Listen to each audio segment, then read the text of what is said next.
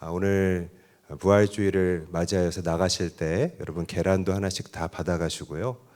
부활의 기쁨을 함께 나눌 수 있으면 좋겠습니다.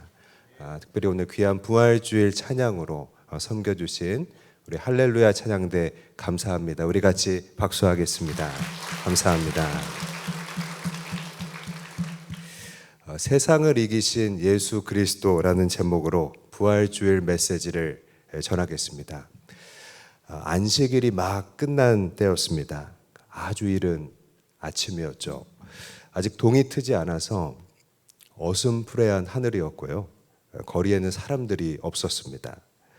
그런데 유독 한 무리의 여인들이 바쁘게 움직이고 있었던 것입니다. 이 여인들은 어떤 모습으로 비쳤을까요?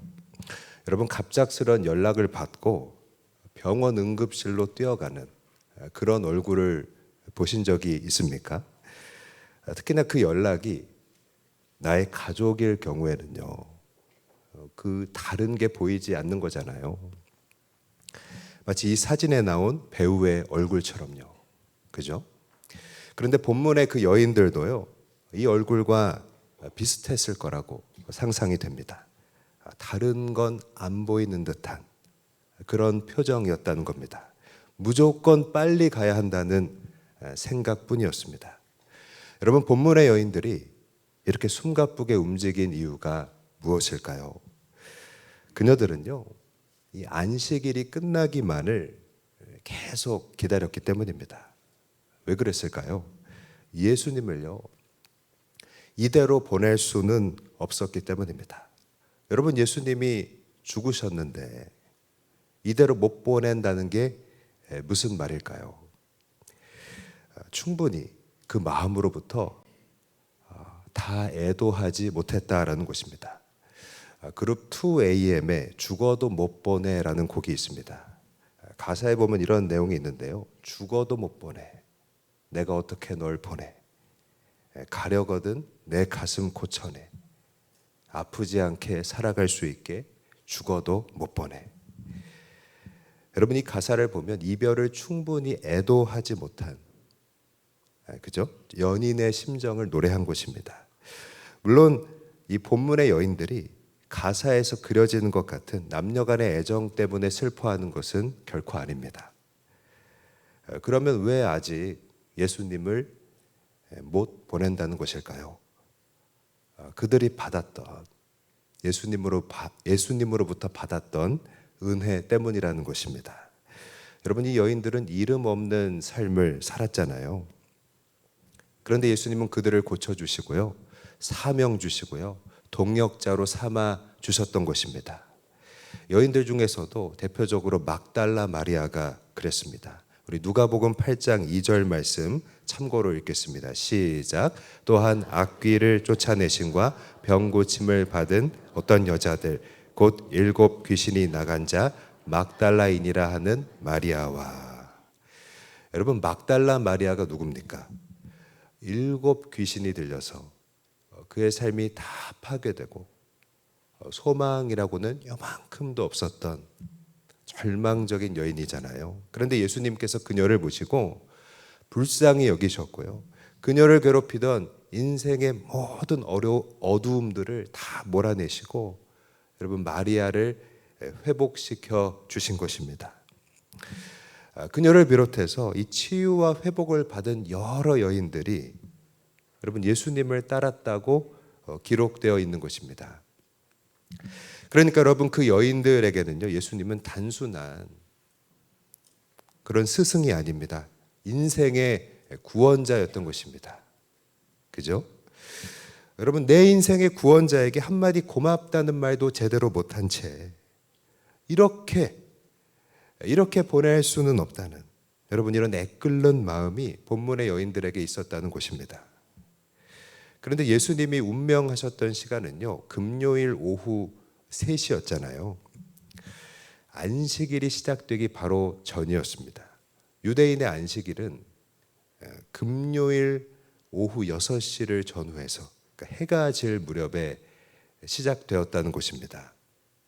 무슨 말이냐면 여러분, 장례를 치를 시간이 3시간 남짓이었다는 거예요. 십자가에서 시신을 내리고 빌라도에게 허락을 받고 무덤으로 옮겨서 여러분 예수님의 장례를 치르기에는요 시간이 부족했다는 것입니다. 그 여인들의 입장에서 보면 이 장례가 너무나 짧았을 것입니다. 다른 무엇보다 그녀들의 마음을 전하고 그 앞에서 슬퍼할 시간이 아쉬웠던 것입니다. 하지만 금요일 저녁부터 토요일 저녁까지는요 유대인의 안식일이라고 했잖아요. 그 시간에는요 율법에 따라서 아무 일도 할 수가 없었던 것입니다. 그래서 오늘 본문에 그려지는 여인들의 발걸음이 여러분 어떻습니까? 이 말씀에 우리의 귀를 대어보면요 마치 다다다다 여인들의 발걸음이 급하게 공명하는 것입니다. 여러분 안식일이 지나고 일요일 새벽이 되자마자 가장 먼저 이 여인들이 무덤으로 달려갔던 것입니다. 정신없이 뛰어가는 그녀들의 손에는요 저마다 향품이 들려 있었습니다. 우리말 번역에는 그냥 준비된 향품이라고만 되어 있는데요 NIV 성경 번역에 보면 이 향품들이 이미 안식일 전에 준비되어 있었다는 게 나타납니다. 그러니까 미리 준비했던 것들이라는 얘기입니다. 그러니까 아마도 예수님이 죽으시던 날, 그죠? 여인들은 예수님을 섬기고 싶었을 겁니다. 이 향품이라는 것은 시신에 바르고 또 시신 속에 넣어서 그 예를 갖추는 것이잖아요. 그래서 미리 준비했다는 것입니다.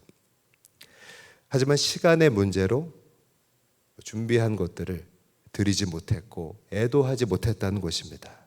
그 아쉬움이요 이 안식일이 다 가는 동안 여인들의 마음을 아프게 하고 애타게 했다는 것입니다. 여러분 이런 여인들의 마음을 무엇이라고 표현할 수 있을까요? 진정한 감사와 사랑. 제가 곰곰이 생각을 해봤는데 이 세상에 존재하는 그런 단어들로는요 이 여인들의 감정과 마음을 온전히 다 담을 수가 없겠더라고요. 그렇죠? 성경은 이 부활의 첫날 그녀들의 모습을 통해서 넌지시 우리를 비추는 것입니다. 오늘 우리는 주님이 주신 은혜에 대한 진정한 감사와 그 사랑이 여전히 살아있는가? 라고 묻는 것입니다. 그러므로 우리가 부활의 아침에 기억해야 할 메시지가 무엇입니까? 첫 번째로 나를 위해 죽으신 주의 은혜를 회복해야 한다는 것입니다. 오늘 본문에는 아예 가려져 있는 부분이 있습니다.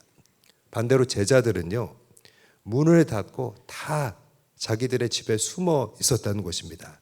참고로 요한복음 20장 19절 말씀 읽겠습니다. 시작.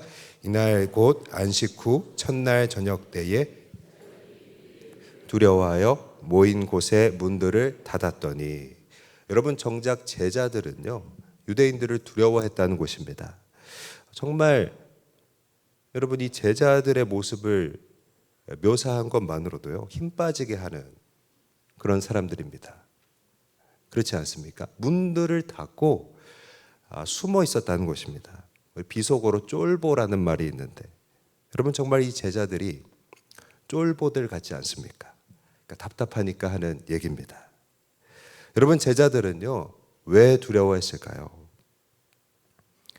예수님이 다름 아니라 유대인의 왕이라는 반역죄로 처형당했기 때문입니다. 그러니까 예수님의 제자였다는 게 알려지면요 예수님의 측근이었다는 것이 노출이 되면요 그들 역시 위험해지는 것이었습니다. 여러분 베드로가 예수님이 잡히시던 날에 예수님을 모른다고 하고 3번이나 자기 혼자만 살려고 했던 것과 일맥상통한 일이라는 것입니다. 그죠? 하지만 여인들이라고 해서 안전했을까요? 여인들은 물론 제자들보다는 나았겠지만요 예수님의 무덤을 직접 찾는 일이라는 것은 분명히 위험 부담이 있었다는 것입니다. 일단 수상하게 보일 수가 있었습니다.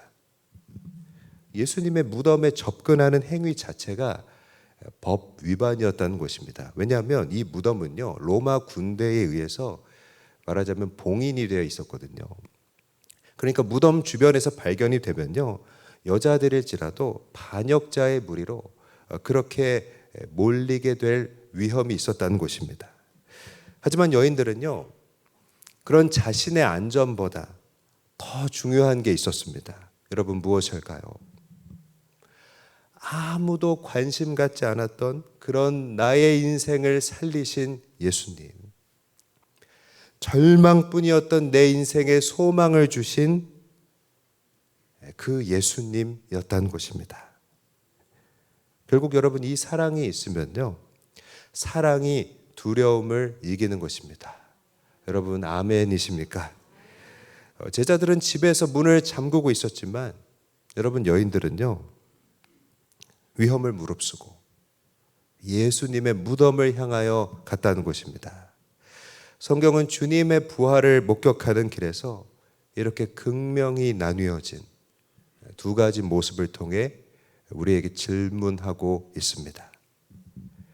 우리의 생사여탈권, 그러니까 우리의 살고 죽는 것, 우리를 살게 하고 죽게 하는 것이 어디에 달려 있냐는 것입니다.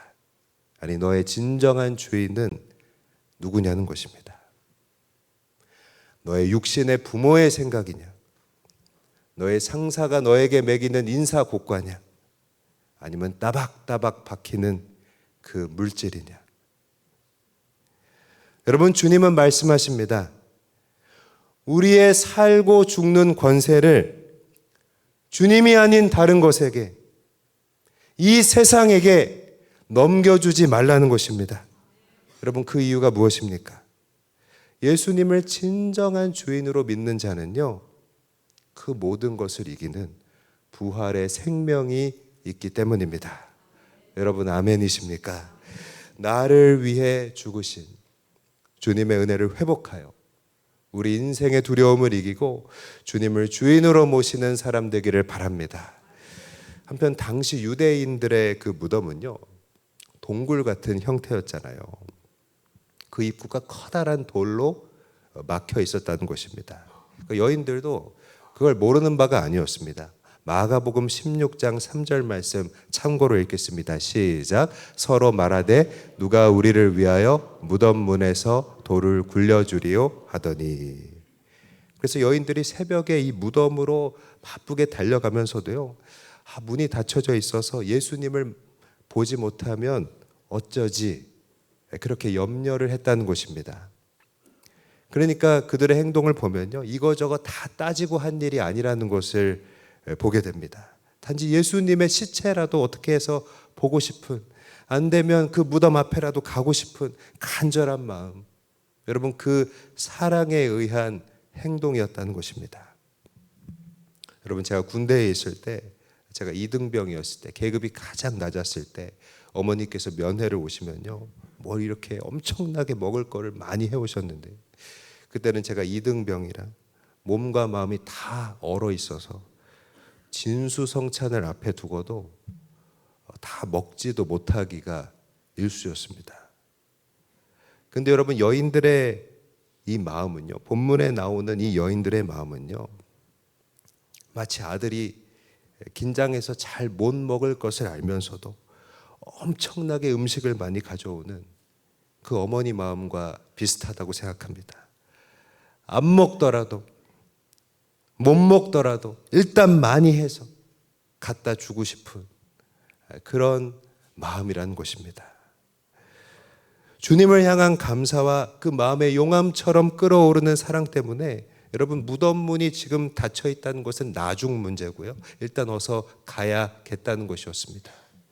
그러므로 우리가 이 부활의 아침에 기억해야 할 메시지가 여러분 무엇입니까? 바로 때를 놓치지 말고 섬겨야 한다는 것입니다.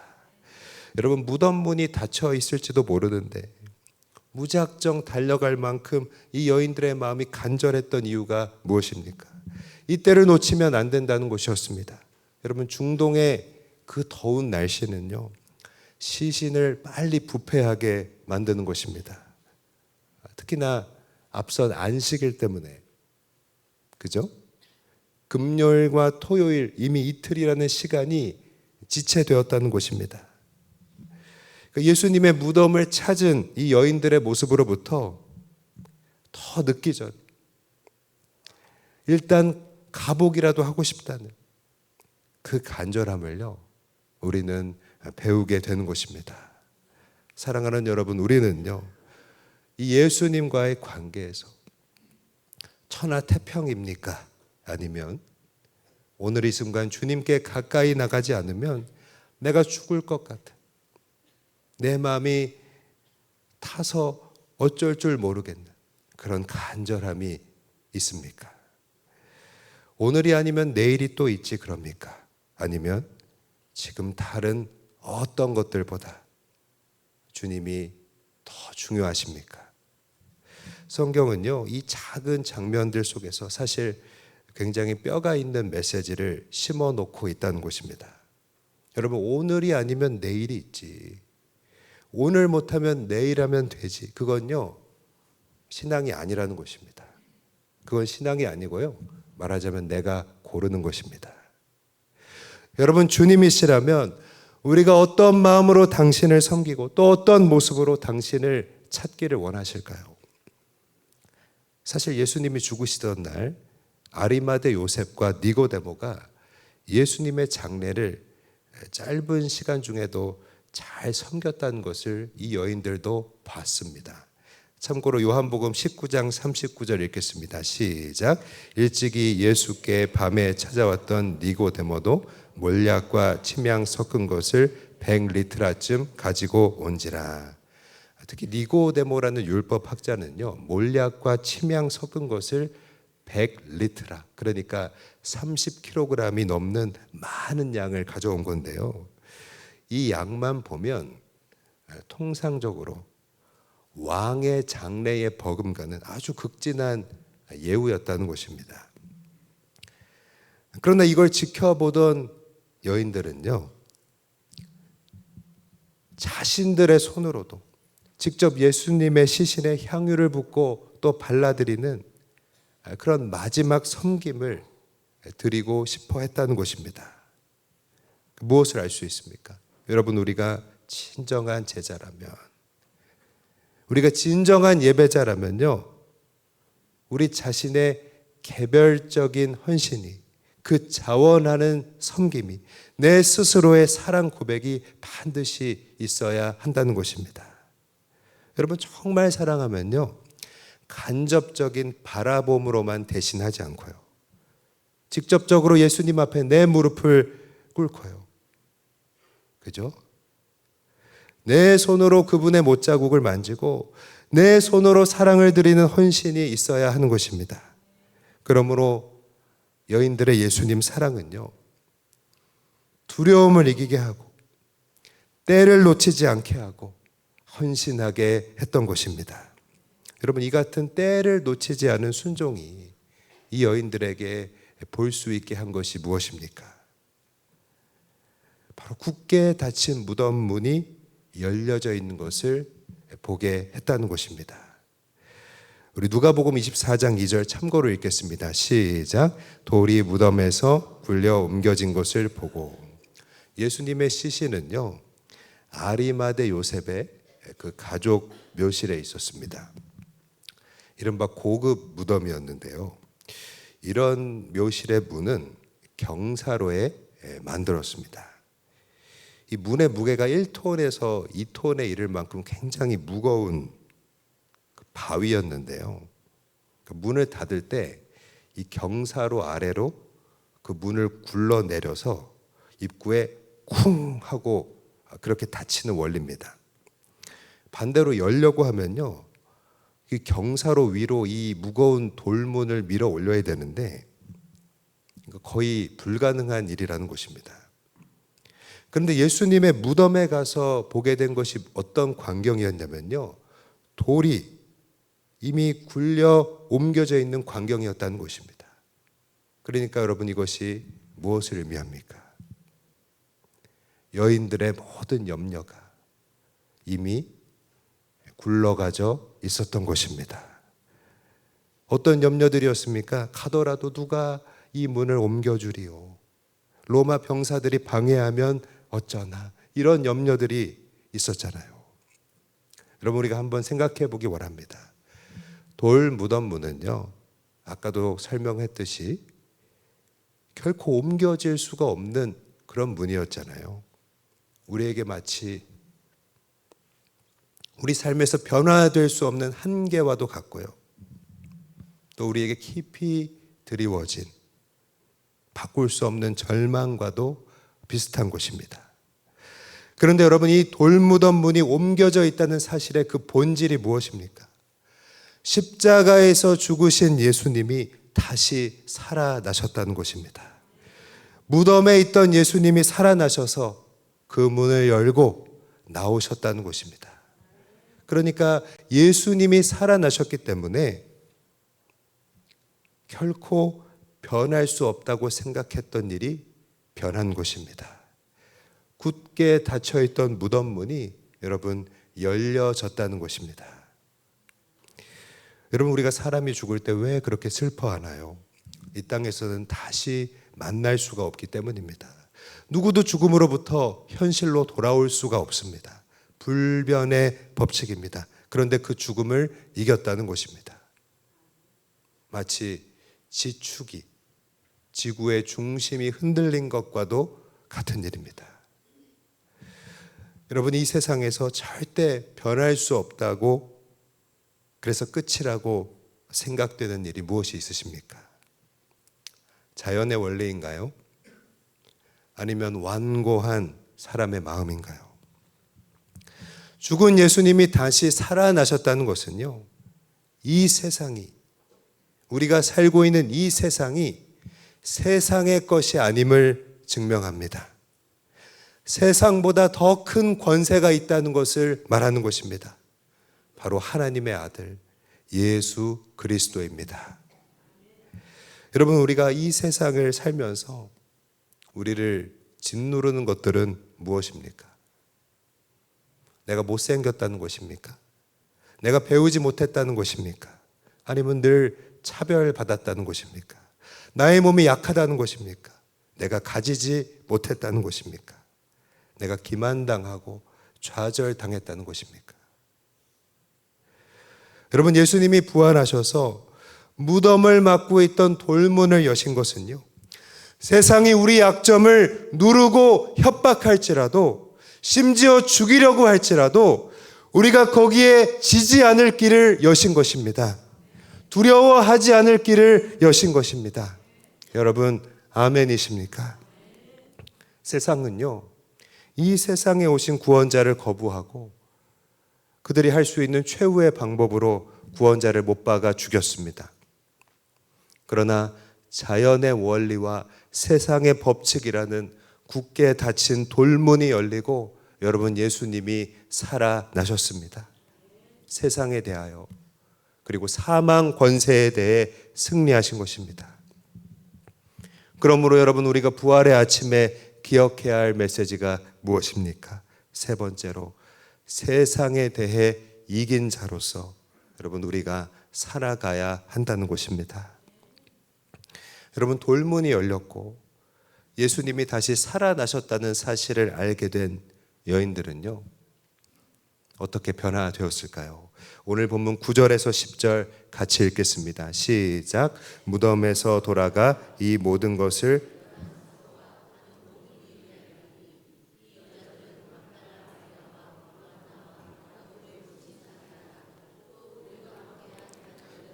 이것을 사도들에게 알리니라. 여러분, 이 모든 것들을, 이 일들을 말했다는 것입니다. 우리가 알고 있던 게 전부가 아니었다고, 무덤 문이 열려졌다고, 우리에게 소망이 생겼다고, 다시 살아나신 예수님을 찾아서 만나야 한다고 제자들과 여러분 모든 다른 사람들에게 말했다는 것입니다. 여러분, 놀라운 것은요, 이 여인들의 증언이 베드로의 회복을 위한 첫 단추가 되었다는 것입니다. 참고로 누가복음 24장 12절 말씀 읽겠습니다. 시작.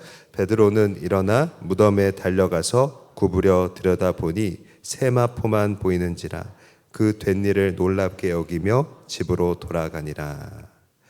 여인들의 증언은요, 꼼짝 않고 숨어서 좌절하고 있던 그 베드로를요, 무덤으로 달려가게 만들었다는 것입니다. 여러분, 근데 이 여인들은 하나같이 이름 없는 삶을 살았던 사람들이잖아요. 이게 무엇을 말한다고 생각되십니까? 여러분, 작고 연약한 내가 예수님의 부활을 믿으면요, 나의 순종과 섬김이 누군가의 영혼을 회복시키는 마중물이 된다는 것입니다. 여러분, 아멘이십니까? 그러므로 예수 부활의 능력으로 순종하면요, 나를 통해서 또 다른 영혼들이 회복되는 것입니다. 그 영혼들을 사망의 권세로부터 구원하며 세상을 이긴 자로 살아가는 저와 여러분이 되시기를 간절히 바랍니다. 말씀을 마무리하겠습니다. 요즘 신조어 중에 이생망이라는 말이 있습니다. 이번 생은 망했다라는 뜻입니다. 그러니까 많은 젊은이들이 환경과 상황을 비관하면서 이생망의 관점으로 세상을 살고 있다는 것입니다. 그럼 반면에 성경의 여인들은요, 무덤 문의 돌을, 그 굳게 닫힌 문을 자신들이 치울 수 없다는 것을 알면서도 향품을 들고 새벽길을 나섰습니다. 여러분, 이런 주님을 향한 사랑과 헌신이 우리로 하여금 부활의 생명을 발견하게 하는 것입니다. 이 부활 생명은요, 예수님이 세상을 이긴 승리이고요, 또한 우리가 이 세상을 이길 힘이라는 것입니다. 그러므로 세상의 횡포와 갑질과 협박 속에서도 여러분, 우리는 지지 않는다는 것입니다. 연약한 내가 예수 부활을 믿으면요, 나도 세상을 이기고 여러분, 부활하신 그 주님의 사명자가 되는 것입니다. 여러분, 우리에게 필요한 것이 무엇일까요?